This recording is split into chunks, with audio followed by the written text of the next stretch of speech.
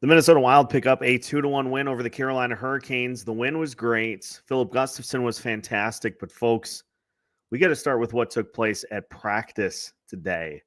A lot to discuss as the Wild pick up the win. Let's postcast.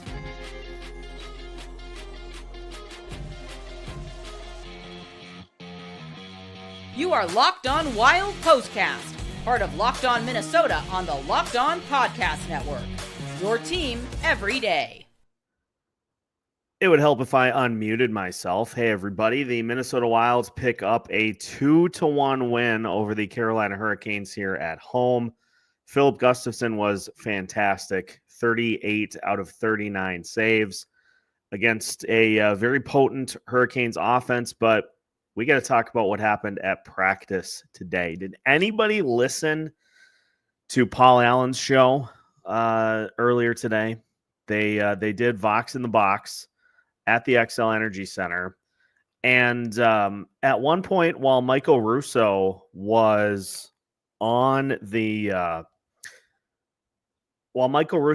broadcast, John Hines and John Merrill got into it today.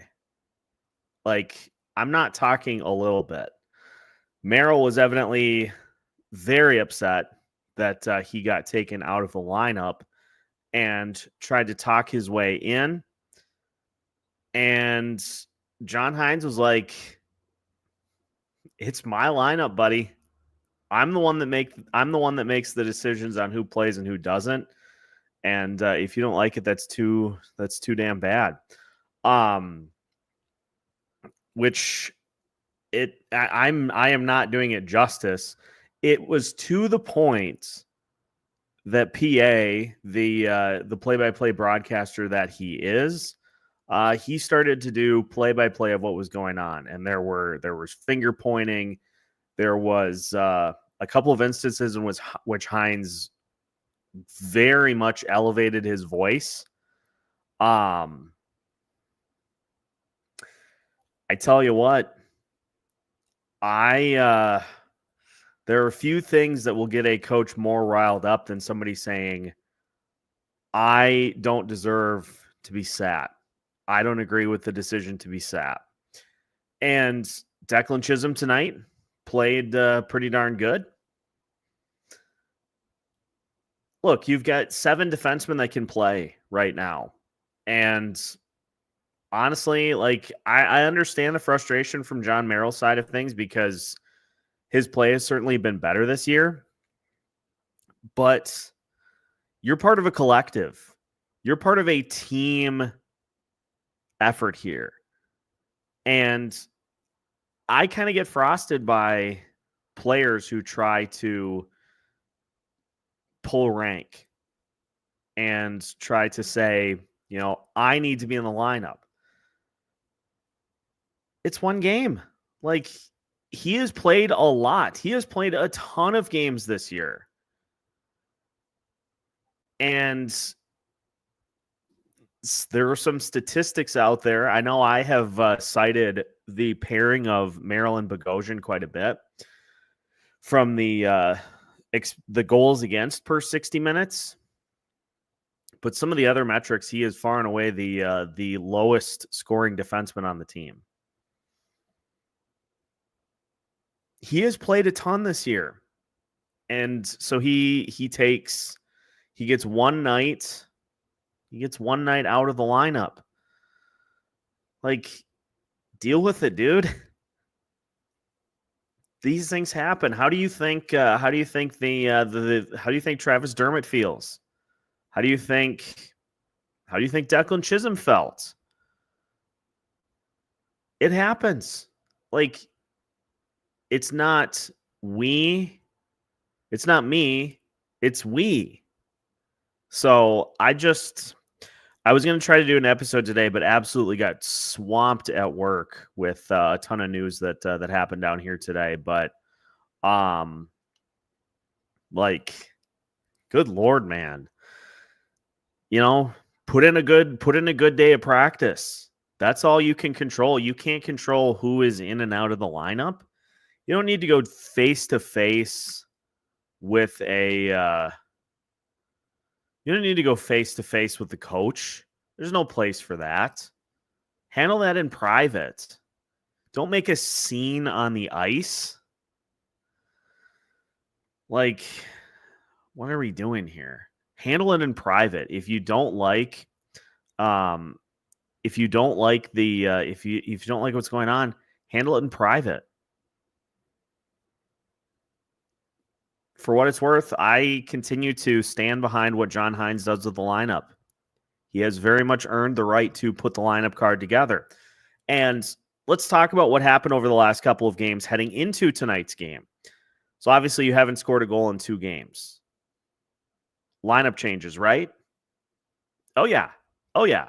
We got Marco Rossi back in the top line. We got Joel Eriksson Ek with Liam Ogren and Marcus Johansson on the second line. And we got Vinnie Hinostroza in the third line. More on him in a bit. But John Hynes made some lineup tweaks. And honestly, this is the type of game that I expected against the Carolina Hurricanes. They are one of the best metrics teams in the league from a puck possession standpoint. So I know all of the possession metrics are going to be abysmal tonight. But that's what the Carolina Hurricanes do. Like, they just possess the puck a ton. They get a ton of shots on net. They had 92 shot attempts in this game tonight, which is why your goalie's got to be on his game. You got to get a real good goalie performance if you're going to win a game against the Carolina Hurricanes. And for the second straight time, Filip Gustavsson said, "Game on. I got you." 38 out of 39 for Filip Gustavsson. He made saves on the power play. He made saves on the penalty kill. Filip Gustavsson was great here tonight. And the Wild get depth scoring from Yakov Trenin and Vinnie Hinostroza, kind of. He was the one in the closest proximity to the puck that went in for that second goal. And by the way, 100% a goal. I do like how ESPN was like, I don't know. Do we think this is a goal? I guess we'll just have to wait and see. And it's like, it definitely was. The whistle didn't blow until like 30 seconds after the puck went past Freddie Anderson in the crease. Like, it was clearly a goal. So the Wild benefit from that. They made life tough. ESPN talked about it quite a bit during the broadcast, said that they made life tough for the Carolina Hurricanes. We're going to take a look at the heat map here in just a second to see if that is accurate. Because obviously there were a ton of shot attempts in tonight's game. But I want to go first to some of the metrics. The Hurricanes managed 3.22 expected goals tonight, which is that's a pretty standard performance, from a goalie's perspective. I do believe 3 expected goals is right around average. So they were slightly above average from the expected goals department. Just a ton of unblocked shot attempts here tonight. 63 unblocked shot attempts. 51 of those were low danger. So that was they made life pretty difficult for that offense to generate. They had 9 medium danger and 3 high danger. So 63 total unblocked shot attempts and just 12 of them medium and high danger. I like that ratio. I can definitely get behind that. It's a good ratio. Now, the Wild themselves, they generated an expected goals of 2.73. Unblocked shot attempts, they had 31. How about this, though? So 31 unblocked shot attempts for the Minnesota Wild offensively. 17 low danger. They had 12 medium danger and 2 high danger tonight. So they were almost 50% medium danger and in. And let's tip the cap to Frederik Andersen, who he had himself a performance here tonight. The Wild got a ton of looks in close. that they weren't able to finish on. You capitalize on one or two of those, this game has an entirely different complexion to it. You're talking about maybe a 4 or a 5-1 game, or maybe even a 5-0. You get a couple more scores, and I think that just completely flips the game on its head. But Anderson kept him in it, as you expect from a goalie like that. Let's talk about the fact that got this team after adversity to get up off the mat and to go pick up a win at home, no less. A place that has been just an absolute horror show this year. 12-12-1 now on the season. And what do we say every dayers about 12-12-1? 12-13. So you're getting close to 500, but all told, a very nice win for the Minnesota Wild here tonight. Let's check that heat map. Boy, this is something. Let's take a look at the heat map for tonight's goals. And if you look at the screen here, Minnesota Wild on the right, both goals from between the face-off circles and in. That's what we like to see. Only a smattering of shots that occurred from deep. Wild did a really good job when they had the puck. They didn't have it for a ton, obviously. The Carolina heat map on the left side looks like somebody spilled Hawaiian punch on the countertop. Shots everywhere, but there just was a lot of funneling those shots from outside on the perimeter, which we like. So I like those heat maps. Obviously would have liked to have seen the Minnesota Wild come away with some more shots. But again, this is the Carolina Hurricanes experience. They dominate the possession numbers, and you just have to kind of... It's like a really good offense in the NFL, where if you are the defense, you're going to be on the field for a long time. You just got to hope that you can force them into some field goals here. And that's really all you can hope for at this point. Let's look at some of the notable performers for the Minnesota Wild here tonight. Joel Eriksson Ek, even though he was a -1 tonight, he had 5 shots on goal, a block, and a hit in 19 minutes. He was 8 of 20 in the face-off circle. Vinnie Hinostroza, he gets the goal by proximity, but honestly, he had a pretty solid debut considering that the Wild just picked him up, so he's just getting acclimated. He had not scored a goal at the NHL level yet this year. He's been around for a while, but he hadn't played a ton of NHL games this year. He comes in, and what does he do?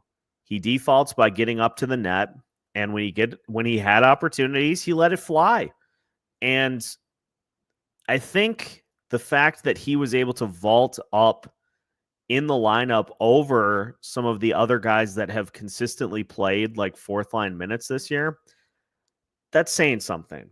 And we heard from John Hines the reason that he was picked up is I think the salary matched what we were looking for. The Wild are broke. They don't have enough money to do anything, so they had to find a guy that could come up underneath the salary range that they had left.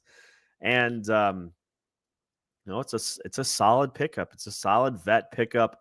You're not expecting a ton, but there's a great possibility that he's going to be able to exceed those expectations. Like just play quick and simple. I love this from Swiffer T Wetjet Mop. Quick and simple. Good for generating chances in the bottom 6. Quick and simple. That's all you're looking for. And he certainly provided it. Yakov Trenin had the other goal. He also had 3 hits on the night in 10 minutes, 45 seconds of time on ice. Defensively, lean on Brock Faber once again. 25 minutes, 50 seconds of ice time. Beyond that, the only other player above 20 was Jake Middleton at 23. Brodin 1840, Spurgeon 1753. Bogosian was the lowest minute mark amongst defensemen in this game. Declan Chisholm was 1545. Bogosian was 1525, and Zach Bogosian was the world traveler tonight. He had an assist. He was a +1. He had a block. He was called for a penalty, 3 hits, a takeaway, and a giveaway. All over the score sheet here tonight. Jake Middleton had 3 blocks and 3 hits, continuing his stellar play, and led all players in penalty kill time. Brock Faber, 2 shots on goal, a block, 2 hits. And, up and down the line, Spurgeon had an assist, 2 shots on goal, a block, and a hit. Jonas Brodin had an assist. Defensemen getting involved in the play. We talk about the secondary scoring, needing to get that going. Defensemen can help. Defensemen can help do that. So the fact that they were able to, and John Merrill, I thought all the defensemen played pretty good tonight. If you want to get back into the lineup, show it at practice, or just be a team guy and wait for the opportunity to come back. Don't go at the coach during practice. It just gives off weird vibes. Am I off base here? Doing that right in public with the radio station broadcasting live from the X. It just gives off weird vibes.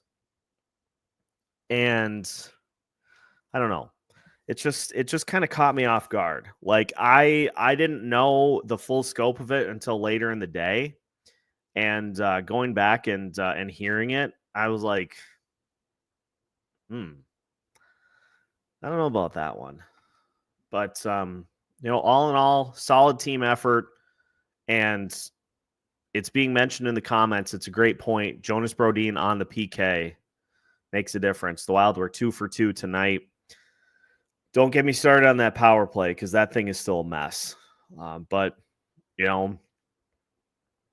I guess if the Wild can find a way to get the PK going, I don't care what the power play does.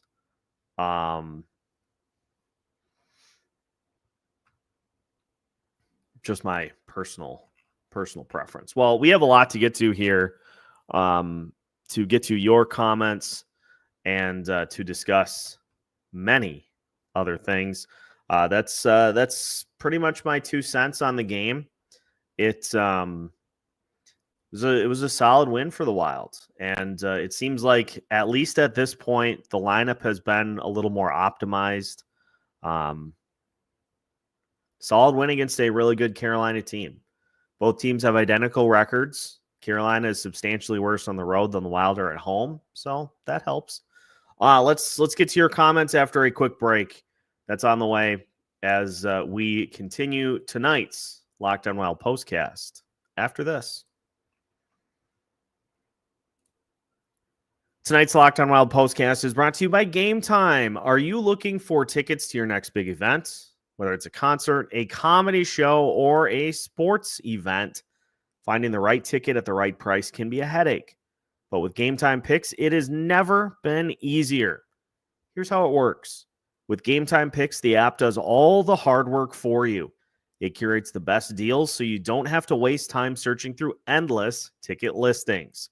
The curated deals make it super simple to find great tickets at a great price. No more sifting through thousands of options. Plus, the seat view feature is also a game changer. Before you hit buy, you can see exactly what your seat will look like in any venue. And the best part, you are covered with Game Time's lowest price guarantee. If you find a better deal somewhere else, they will refund 110% of the difference. Plus, your tickets are guaranteed to be delivered on time with easy cancellation options if something comes up. Take the guesswork out of buying tickets with Game Time. Download the Game Time app, create an account, and use code LOCKEDONNHL for $20 off your first purchase. Terms apply. Again, create an account and redeem code LOCKEDONNHL for $20 off. Download Game Time today. Last minute tickets, lowest price, guaranteed. Today's postcast is also brought to you by FanDuel. Super Bowl 59 is here. One game, two teams, endless possibilities. And there's no better way to make every play more exciting than with FanDuel Sportsbook. Whether it's predicting the first touchdown, calling the MVP, or even betting on the coin toss, FanDuel makes it easy to get in on the action. With live betting all game long, you can adjust your bets as the game unfolds and feel the thrill from kickoff to the final whistle. The live betting feature lets you stay involved no matter what happens on the field, and the app is super easy to navigate. Plus, knowing that you can place a $5 bet and potentially win $200 in bonus bets for the Super Bowl, that's the icing on the cake. Download the app or head to FanDuel.com to get started. Bet just $5, and if you win, you'll score $200 in bonus bets. That's FanDuel.com. Bet with FanDuel, official partner of Super Bowl 59. The Minnesota Wild pick up a 2-1 win over the Carolina Hurricanes, and 32-19-4 now on the season. Now, if you attempted to join us for the live show before the game started with Denny, I hate nothing more than technical difficulties, and we just could not get things figured out. So what we're going to do is we're going to have a mega show for you coming up on Sunday, same time at noon, and we'll just regroup and get things fired up and ready for noon. So hoping to have everything all ironed out. I don't know what's going on with my laptop. I hope it's not on its last legs, because that would be really unfortunate. But it's we just do what we can with these things. Let's get to a couple of comments here before we just kind of roll with the chat. I'll go back and I can go back and find the time that it occurred, but you don't really hear what Hines and Merrill are saying. It is more so just them talking about what is going on. So you hear PA say, boy, John Merrill is really going at John Hines right now on the ice. He's like, and Russo kind of chimes in and says, I've never seen a player be this vocal about trying to get back into the lineup. And then PA's like, oh, John Hines is dishing it back. Apparently at one point, Hines did the pointed to his chest as to insinuate, I'm the one that puts the lineup together, not you, which low key I dig. So it just there's just a lot to it, and I'm keeping an eye on the chat I'm keeping an eye on X to see if there are any quotes. Obviously, I don't think John Hines is going to discuss it in the post game here tonight, but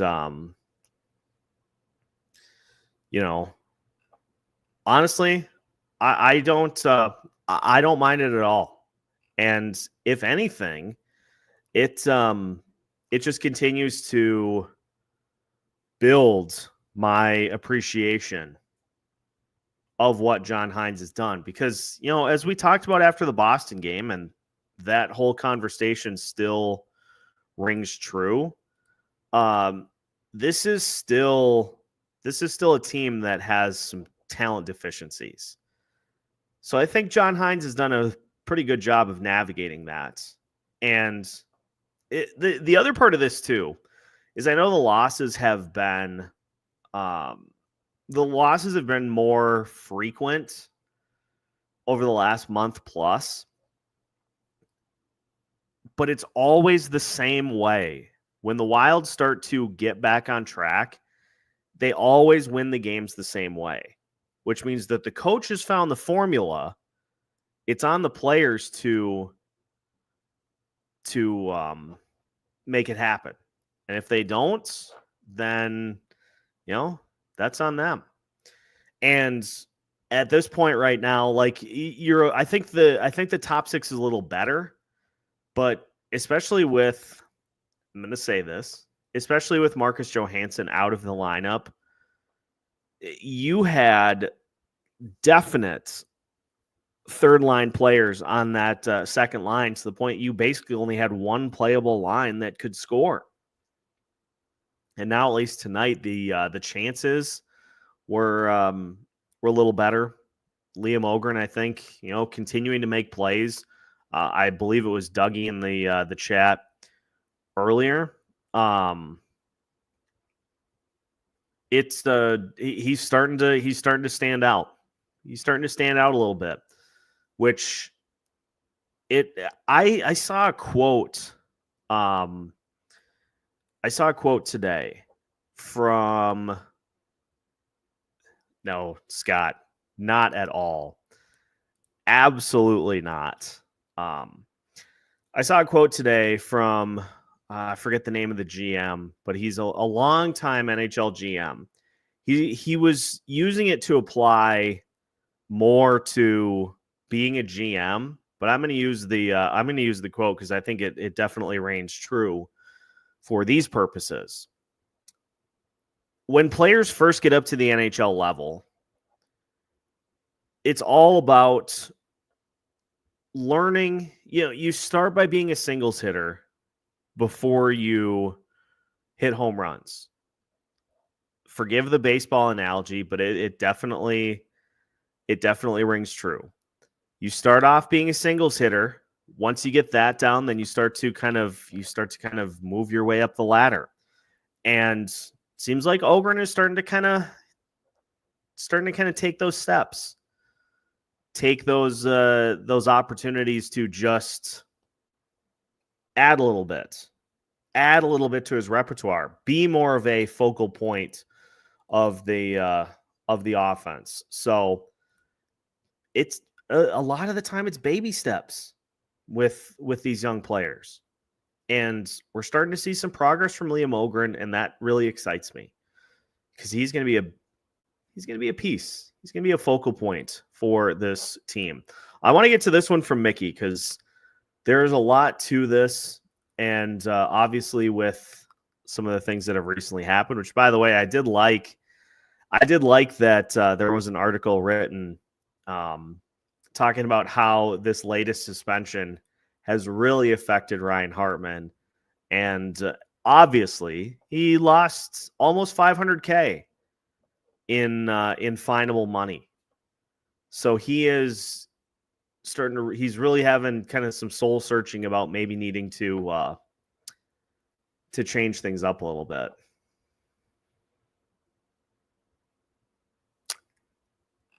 Okay.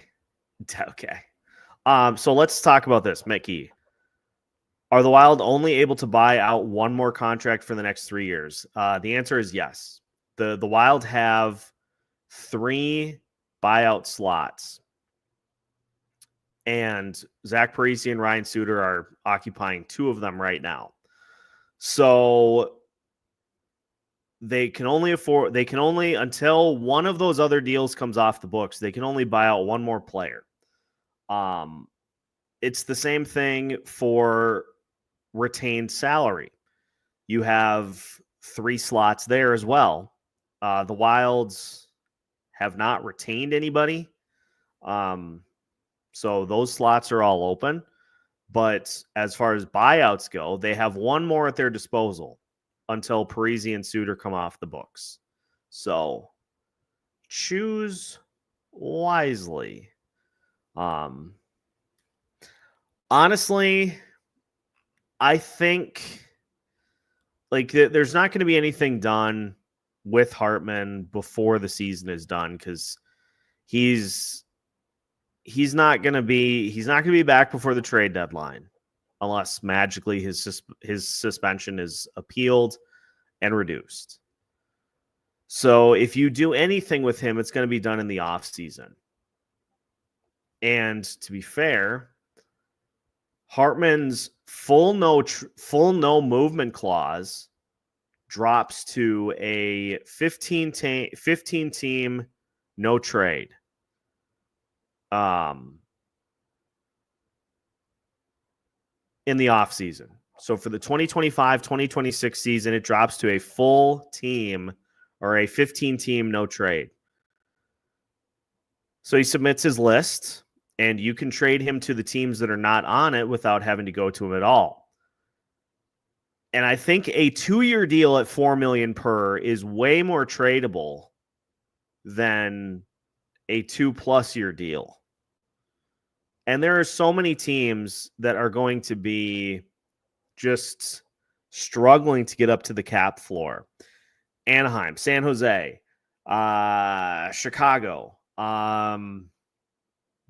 There are going to be teams that are struggling to get up to the cap floor. And I don't know if they would do it, but the Anaheim Ducks are a team that is always desperate for these types of players. They have a ton of young talent, but for whatever reason, their GM is like, oh no, we need more bite. We need more ferocity. So just send him there. Just trade him there. Whatever the return is, you'd get some sort of a pick for him. But the relief would be the cap space. It's going to be something like that. You're not going to do a buyout.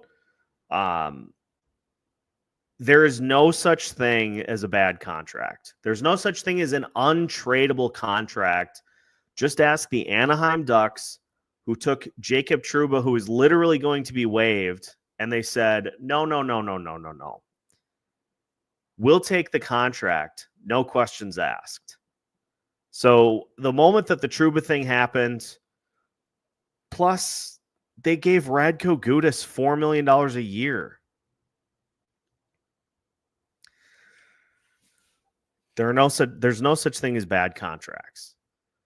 You can find a team to take on that type of contract. The question is going to be, is that something that Bill Guerin wants to do? Can Hartman be traded while on suspension or put on waivers, even though he has a no trade now? I don't believe he can be moved while he's suspended. I don't have that information in front of me, but I'd be shocked if he could be moved. I could be shocked if he could be moved while that's going on. And I don't see that as something that Bill Guerin's going to do right now. If it is going to happen, it's going to be in the offseason. That's just my 2 cents. No one would take Parisian. This is accurate. This is fair. Nobody would take those contracts on. Not even the Anaheim Ducks, who could afford to put both of them on their books right now at the full $13 million. They could afford to put both of them on their books right now, and they would still have $26 million in cap space. $20 million.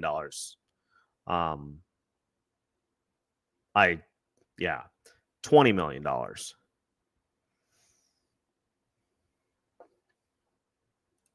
Let's go to this from Dylan. When can we realistically see those two kids? I can't remember their names who showed out in juniors and another guy in the KHL. So you're talking Riley Height, you're talking Danil Yurov, and you are talking who's the other one? Well, let's start with those two as well. Let's start with Danil Yurov. Michael Russo in his hit with PA today mentions that Yurov's contract in the KHL is done on May 30th. So unless he's bought out of his contract, similar to what happened with Murat Huznadinov, it's not going to be this year for Yurov.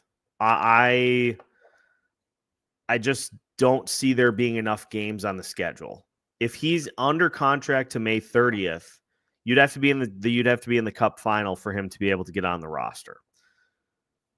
That being said, I think the plan is for Danila Yurov to break camp with the team next year. He's coming over to, maybe he gets a little bit of a stint in Iowa if he needs one, but he's coming here. He's coming here to play. So the hope is that he is ready to rock once training camp is done, and he'll just take one of those roster spots. With the others, Riley Height, there are only two options for Riley Height this year: to go back to the WHL and or to be on the NHL roster this year. Those are the only two options because of his age. He's a youngin'. He's a young pup. He's still 19. And when he didn't really show anything in training camp in the preseason either, that made the choice pretty easy. You could have given him the 9-game sample size without it affecting his contract, but he didn't really show anything. So for him, the plan is then for him to get reps during the preseason next year. If he goes crazy, then he's certainly got a chance. But otherwise, I do believe next year he can play at the AHL level. Now that he's on his 4th year in the WHL. So at that point, he can go to the AHL level if I have that all correct. So I would say probably 2 years from now, conservatively, for Riley Height. And I'm going to be conservative with all the predictions for these guys. And I've seen other players mention here in the comments. Don't worry, guys. I'll get to them too. But I just want to kind of run the gambit. So I would say Danila Yurov we'll see next year. Riley Height, I'll say 2 years from now. Zeev Boyum, I think he's on the Faber plan. I really do.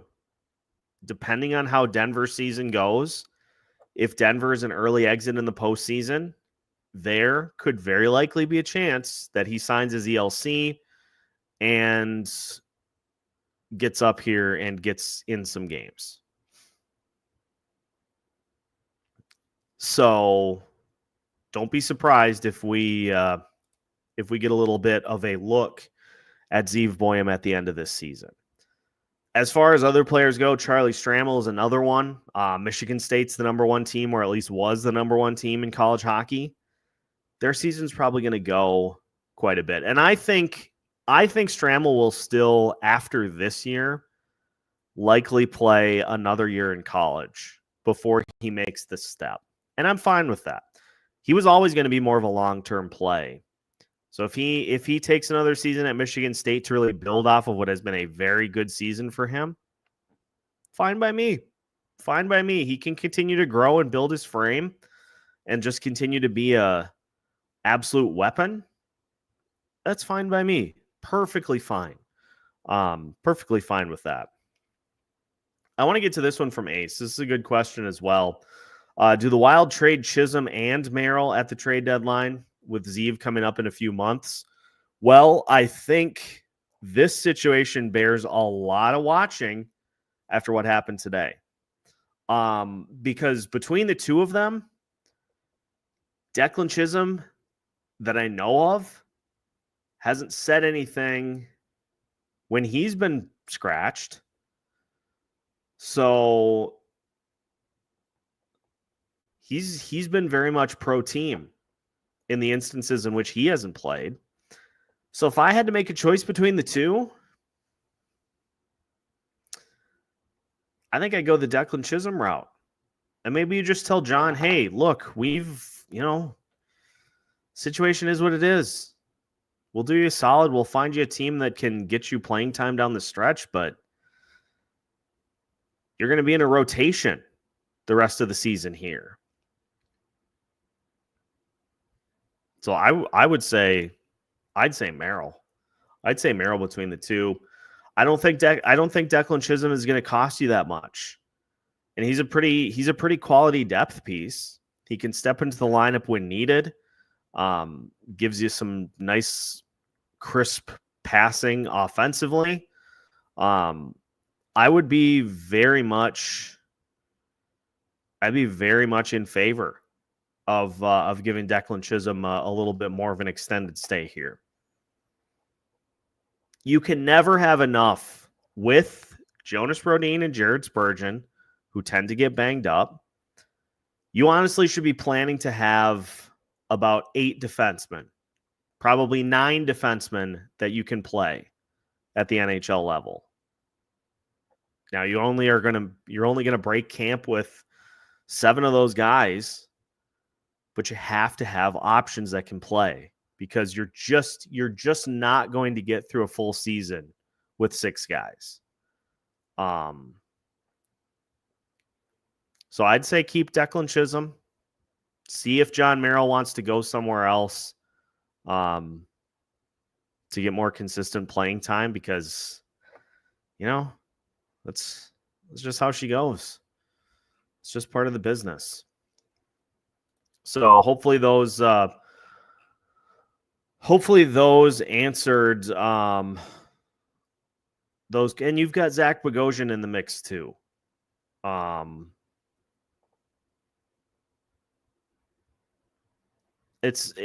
would rather have options. Like, the other part too is, I know you've got David Juracek in the fold. Maybe he ends up being a call-up guy next year. You don't see him necessarily full-time.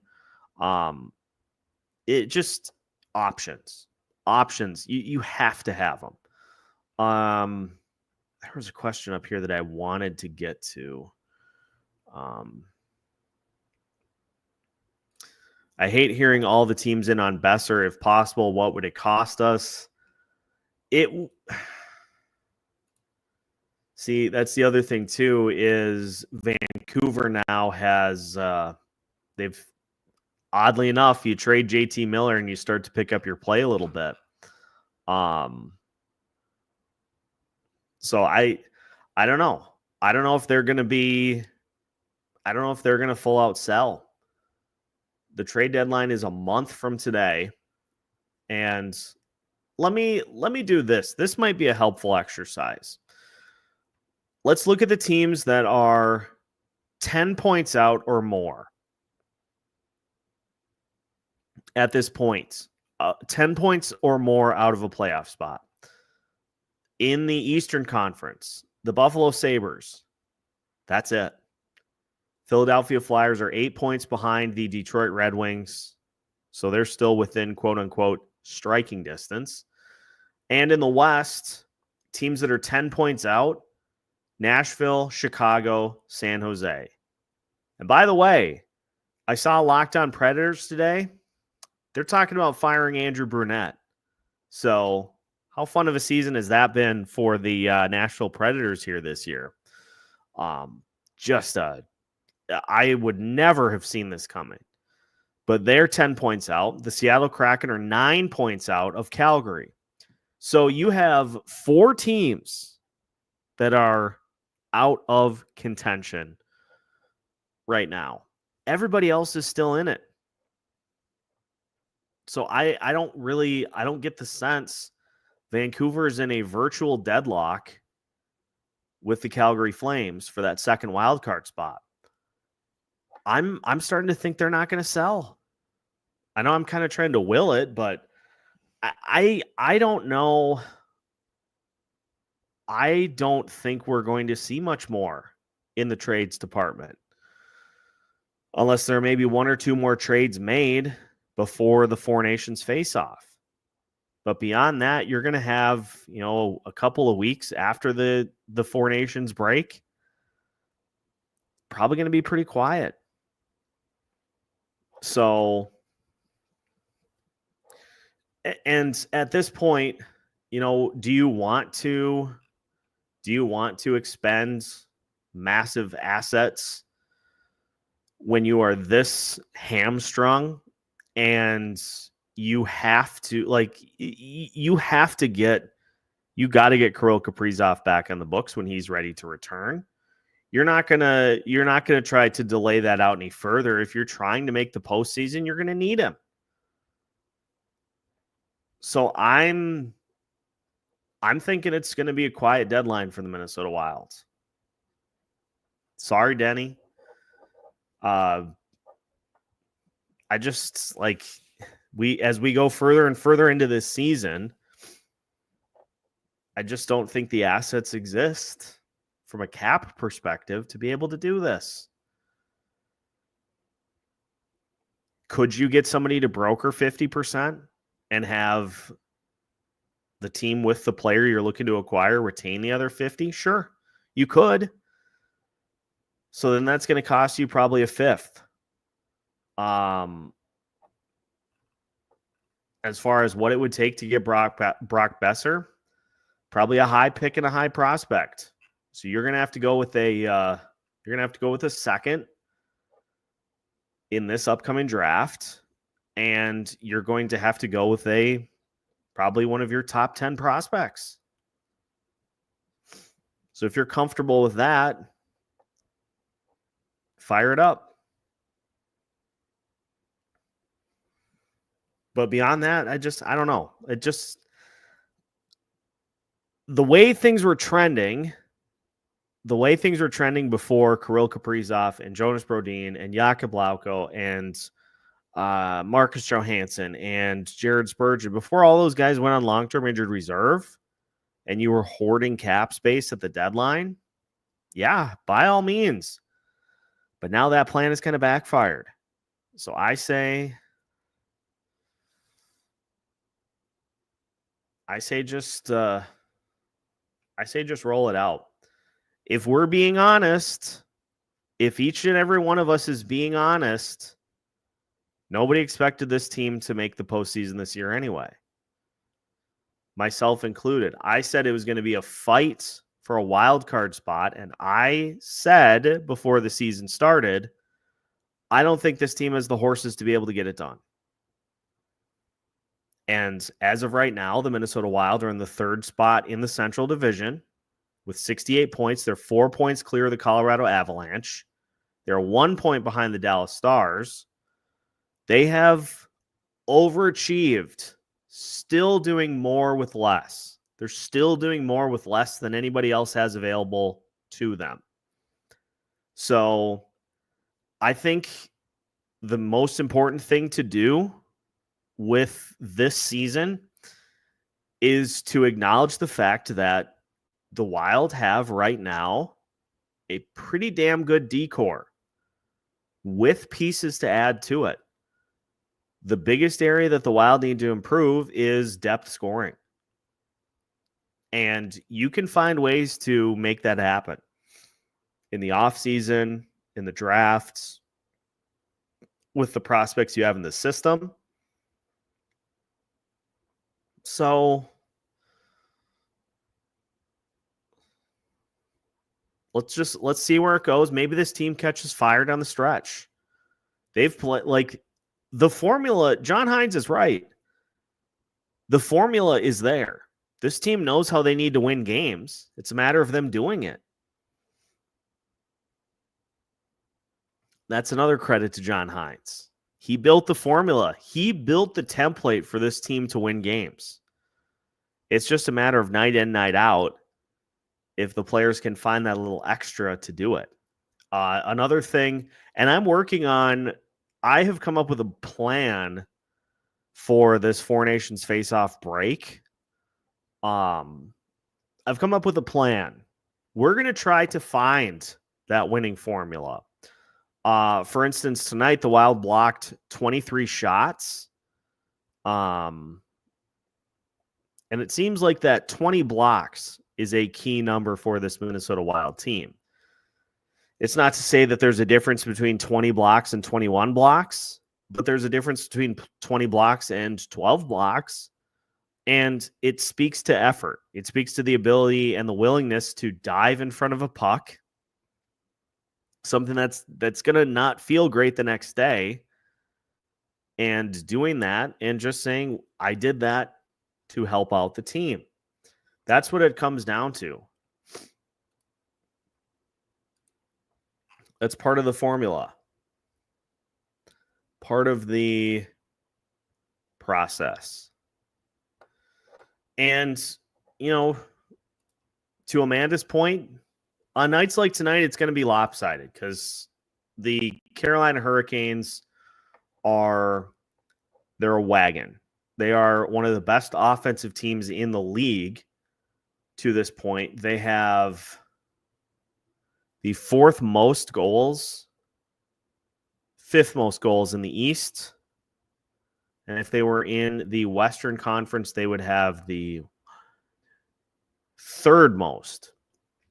They score a lot of goals. They remember how much we marveled at the fact that the Wild held them to 21 shots in the previous matchup. This is how I expected this game to go, with a lopsided shot difference. But that's one thing. That's a team that you know is an offensive juggernaut, and you're going to have to kind of hang on at the end. There's no reason for the Wild to have some of these games where they just get absolutely throttled in the shots department. Like the Ottawa game. Absolute embarrassment. Disgusting game. Don't get me started on that one, because we talked about it at length. And if you want to hear my thoughts on that Ottawa Senators game, just go watch that episode, because I can't do that justice. Like, just gross. So, it's all about, in those games against teams that you match up with favorably, you shouldn't get caved in those. And as far as why the Wild do so much better against the East than they do the West, the Eastern Conference teams don't like to hit. They don't like to be hit. The Wild had, I think, 20-some hits tonight. They don't like to be hit at all. The Wild come in and they can kind of bruise them around a little bit. And let's not overlook the fact that this has been just a bizarrely odd season, top to bottom, all throughout the NHL. There's no reason that the Minnesota Wild should be 27-3 on the road and 12-1 at home. Makes no sense. Absolutely no sense. It also makes no sense that in these situations against teams that are very good on paper, that the Wild just are like, no, you're not going to score until like 2 minutes left in the game. This whole season makes zero sense. But you know what would be nice? Couple more dang goals.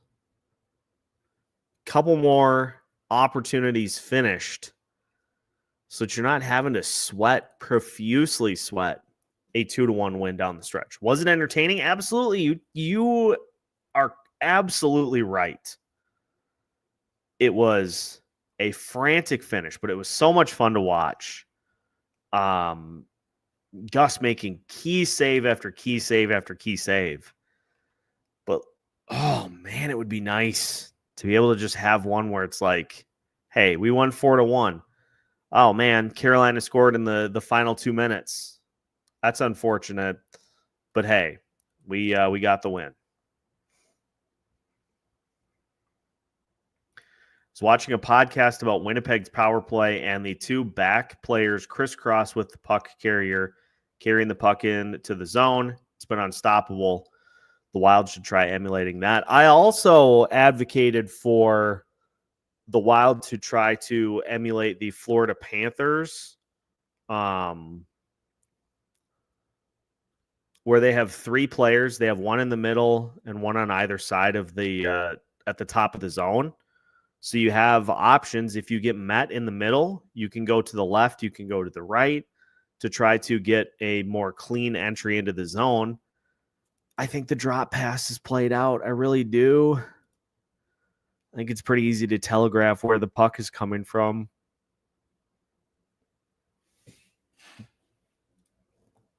Are people not worried about Boldy disappearing for weeks and months at a time? I'm gonna just say it because I'm also doing mid-season grades. I'm giving Boldy probably an F. I expected way more. And the season started off great, but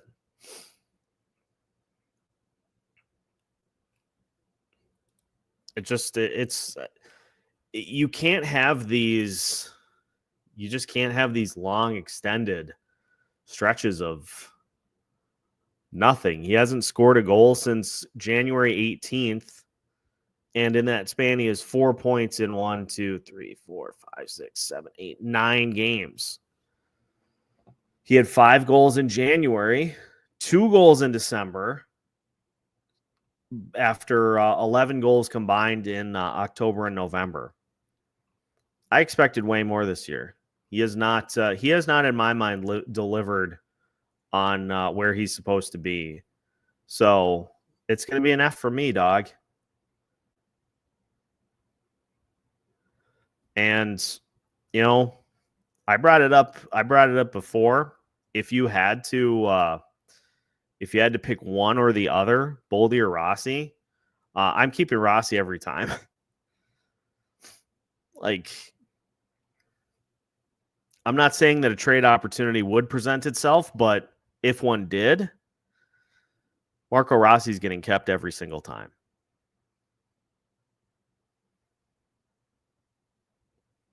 Junkyard dog mentality, bulldog mentality. Fight somebody, break somebody's face in, punch somebody to the ice. I don't care. Show a little something. Anything. I don't care if Matt Boldy takes a penalty for absolutely leveling somebody to the ice.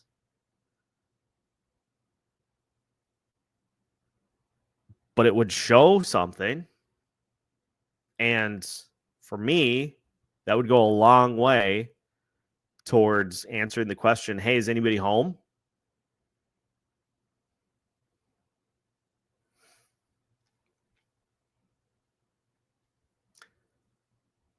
$7 million player, I feel like, should have 25 goals and close to 60 points by now.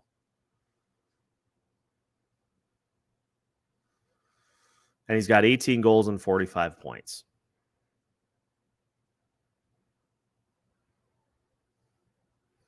It's not enough. Kaprizov out of the lineup. Boldy, a couple seasons ago, with Kirill out of the lineup, he scored 13 goals in like a month and 2 games. What has he done since Kirill Kaprizov left the lineup?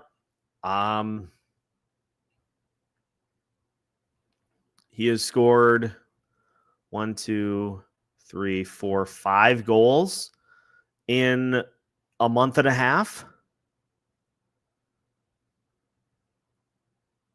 It's not enough. That's not even remote. That's not even close to enough. So he's getting an F. He's getting an F for the midseason award. I don't care. Rip me. I expected way more, and he has not delivered on it. So that's my piece. That's my piece. And I think that's a good spot to leave it for tonight. So, again, we've got coming up for you during the Four Nations break. We will still be doing regular episodes during the Four Nations face-off. I don't know how much we'll cover it unless a Wild player does something notable. Maybe Matt Boldy will go nuts. I don't know.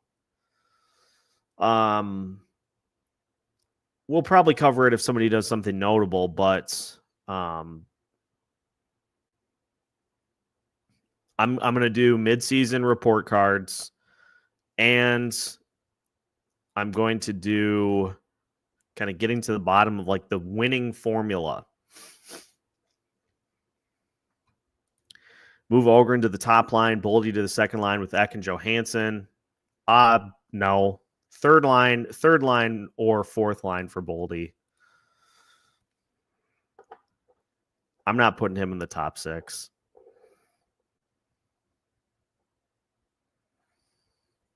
Run him on the fourth line for a few games. See if that sends a message. All right, I'm getting cranky. I'm going to bed. Appreciate everybody tuning in for tonight's Locked On Wild postcast. Wilds, the nice win against the Carolina Hurricanes here tonight, 2-1. One more game before the Four Nations face-off break, and nobody is looking forward to that more than me. Reminder too, Amanda had it in the chat earlier, but if you're looking to meet up with Denny and the crew to wish him a happy birthday before the game on Saturday, 5:30 at Zamboni's. Stop out and say hi. I am planning to be there unless this blizzard that we get absolutely throws a wrench into my plans. But we'll see what happens. We'll see you there. Otherwise, we'll see you for the next episode as the Minnesota Wild pick up a 2-1 win, and we'll keep you up to date on all things that happen with this Minnesota Wild team, including more confrontations between John Merrill and John Hines. Enjoy the rest of your nights, and we'll catch you for tomorrow's episode right here on Locked On Wild.